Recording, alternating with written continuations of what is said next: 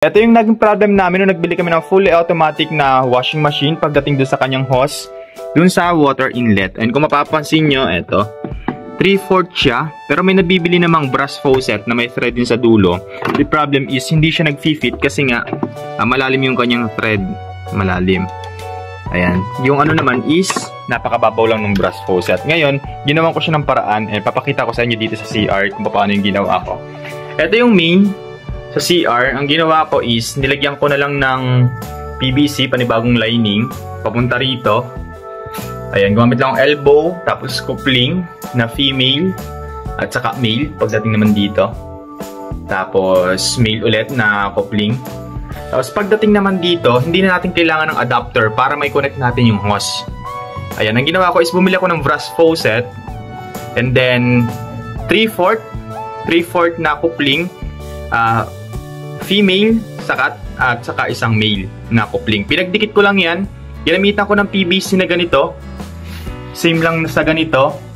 Ayan, parang ganyan yung nangyari para mapagdugsong ko. Kasi walang thread dito yan. Walang thread yan dito. Walang thread yan dito. Nandito lang yung thread niyan. Wala siya yung thread dito. Ito naman is wala din thread dito. Nandito naman yung kanyang thread kasi ito ay male. Ito naman ay female. Para may connect ko, gumamit lang ako ng solvent. Tapos pumutol ako ng 3/4 na ganito. Ganito kaiksi, I think. Tapos yun.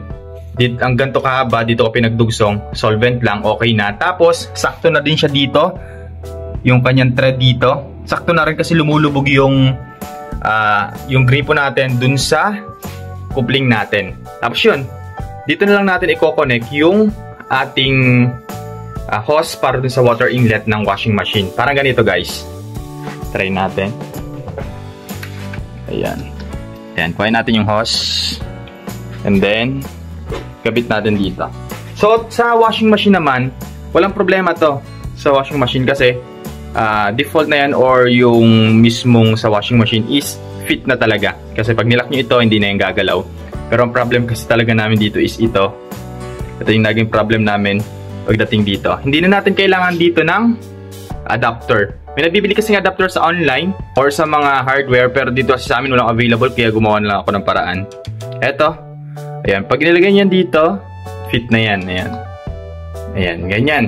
Lulubog na siya dito kahit malalim yung kanyang thread kasi nga mahaba na rin yung thread ng ating female coupling. Male coupling I mean. Ayan. Ganyan lang.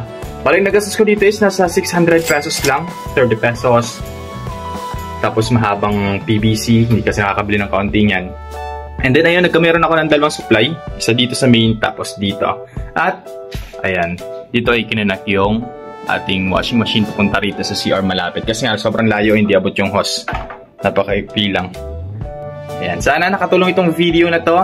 Dun sa may mga problem din sa washing machine. Kasi kami ni Sheila is na problema din talaga. And ito lang yung naging solution ko kung paano ko na-fix.